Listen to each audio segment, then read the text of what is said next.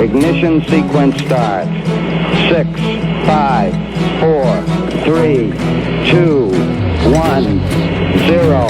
Liftoff. We have a liftoff.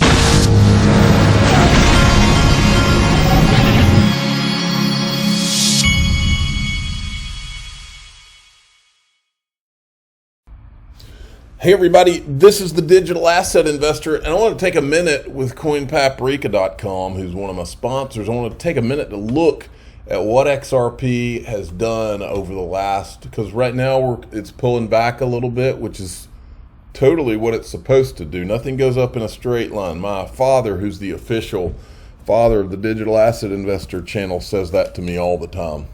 Nothing goes up in a straight line. So, this is what we're looking at. Last 24, wrong thing. Down here, one day. Last 24 hours, the high was 55 cents, the low's 43 cents. Over the course of the last week, XRP is up 45%. For the month, it's up 37%. Nice. Now, my experience, and I'm not saying that's what's going to happen, but my experience has been that when XRP is surging, that Friday night is always very interesting. I can't tell you how many Friday nights, like when XRP has surged over the course of the week in the past, in some of these surges we've had over the last few years, Friday night always seems to be like a night where a lot of the FOMO is going on and people are talking about how XRP's been going up like crazy. I don't know if people go and hang out and party that night and then they sit there on their phones and buy it. But tonight could be interesting. Maybe not, but I think it could be interesting. Now, this is an interesting tweet. Remember when Mark Andreessen, now remember, Andreessen Horowitz, these were the guys, that's the venture capital firm that led the venture capital working group. It was their attorney, Lowell Ness, that wrote, in his own words, he said he pretty much wrote the safe harbor memo that became the Ethereum free pass. And Mark Andreessen is the one that said software is eating the world.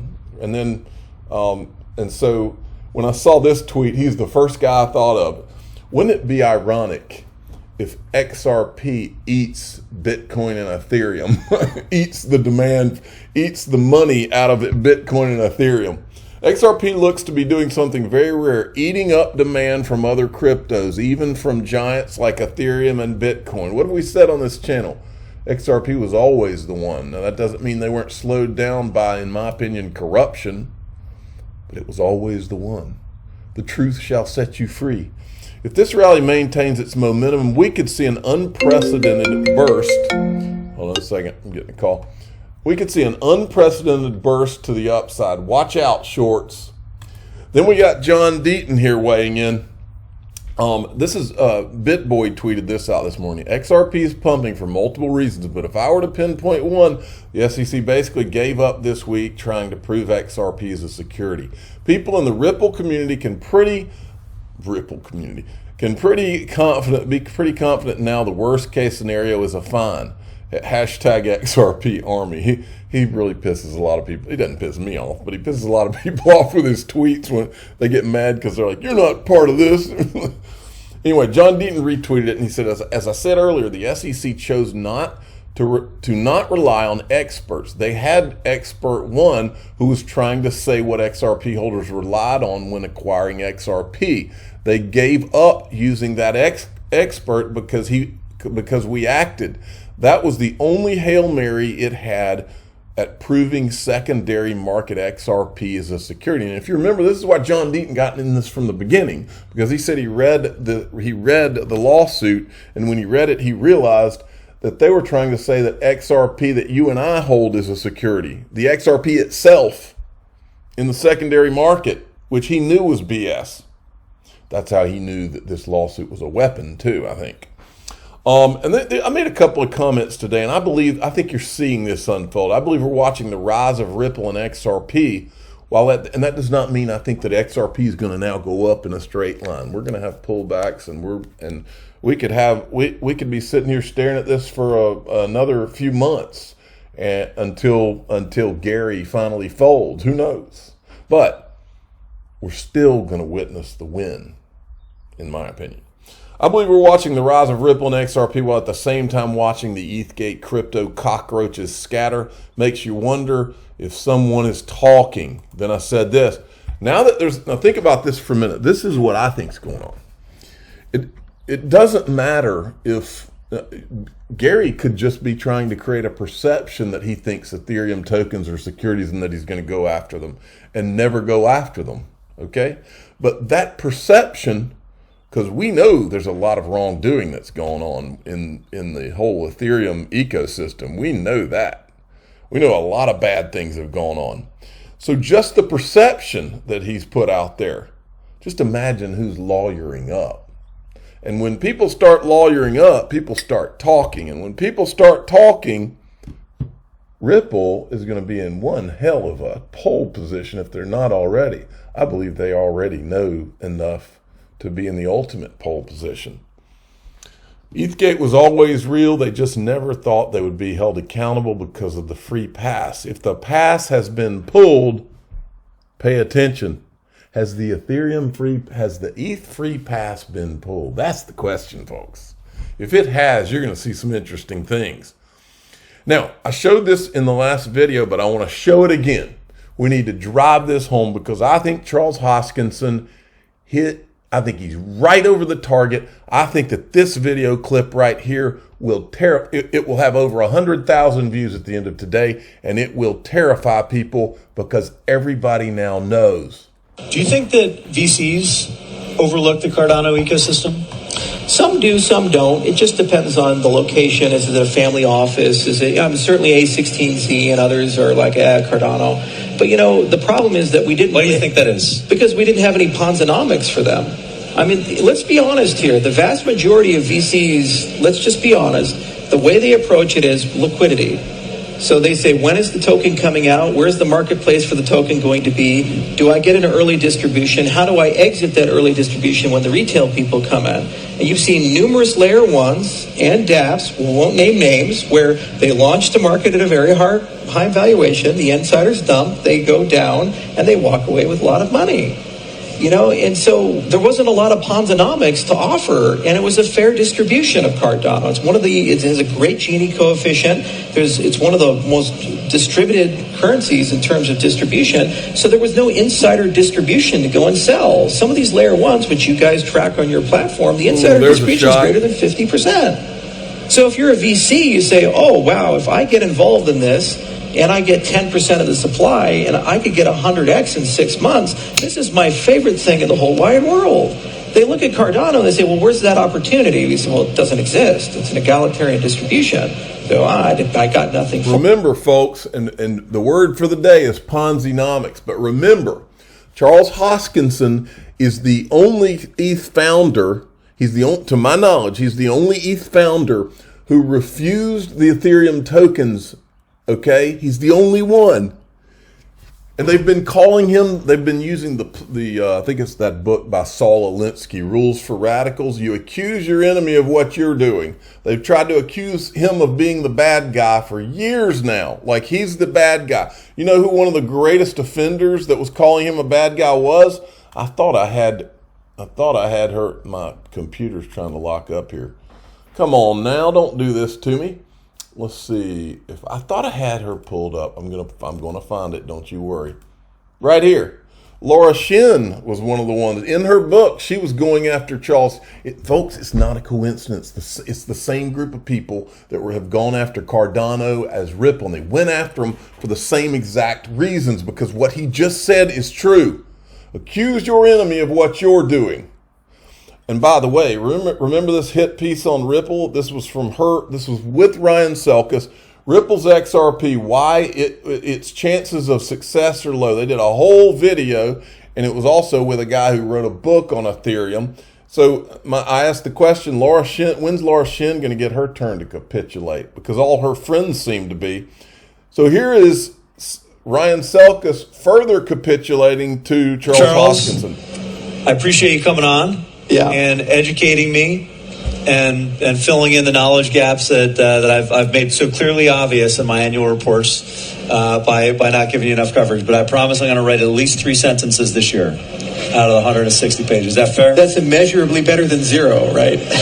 For years, the people who have been transparent, Ripple, Cardano, those are the people who've been under attack. While the people with the disguised whales, the people who were just hiding things, and what did Joseph Lubin call it? He said that it's what was the freaking? It was the most bizarre thing. Internal transparency, is that what he said? He also said he could create his own reality with words, and he was early enough so that they didn't have to deal with regulators. It was before the regulators knew what was going on. It was, the people on that side are the ones that have been pointing at Charles Hoskinson and pointing at Brad Garlinghouse and Chris Larson for years and acting like they were doing something wrong when they were being transparent. What was that reverend's name a few years back in the news? He says, the chickens have come home to roost. Well, that's what's going on right now, folks. You're watching it. And we always knew. We always knew.